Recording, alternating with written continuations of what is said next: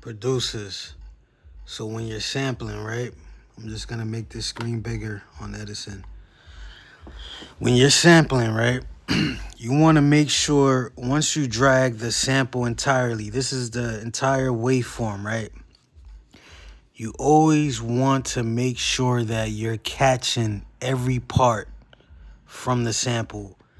A huge mistake I used to do when I first started producing was I used to go to the intro, right? Listen to the sample.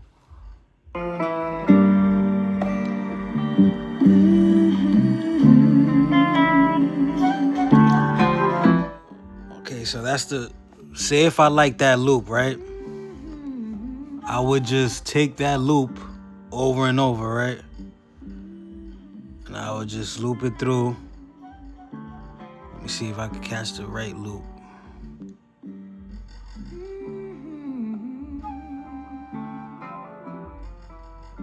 So there it goes.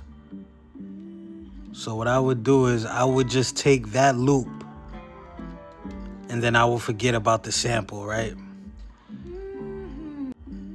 And that's a huge problem because you're just taking one part of the sample. You still got the rest of the sample. So always make sure that when you're chopping these samples up, now what I would do is, right, I would take that part and I would add a marker.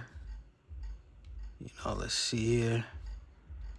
I would add a marker. I hit M on my keyboard, hit enter. That's a marker, right?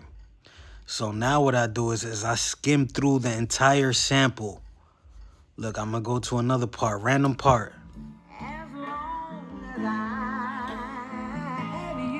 Boom, I'll take that part right there, add another marker.